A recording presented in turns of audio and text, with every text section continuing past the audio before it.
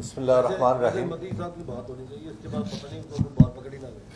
उन्होंने तो बड़ी बहुत ज़्यादा इसलिए तुमने दिखने बहुत खाई है। सबसे पहले तो मैं शुक्रगुजार हूँ काजिम साहब आपका कि आपने मुझे यहाँ इनवाइट किया, और मेरे मोहतरम सारे जो हमारे पेशे के हैं जिनको देख के हम इस पेशे में आए, उनकी मौजूदगी में बात करना कुछ अजीब भी लगता है।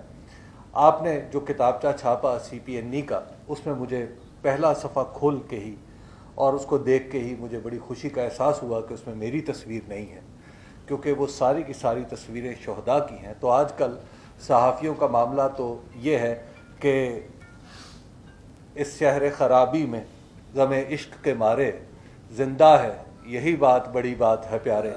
तो अब तक तो यहाँ पर ज़िंदा रहना ही बड़ी मुसीबत बनी हुई है।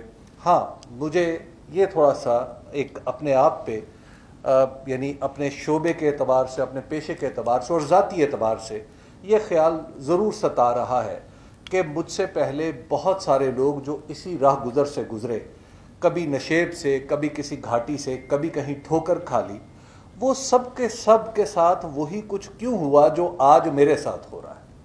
इसका मतलब है कि हम कुछ ऐसे विशेष सर्कल में हैं, कुछ ऐसे रास्ते पे हैं कि जहाँ पे हमें ये पता है कि मुजीबुर रहमान शामी, अयाज़ अमीर साहब, नजम सेठी साहब, हामिद मीर साहब, ये सब लोग किसी न किसी दर्जे में यहीं से गुज़र के आए हैं।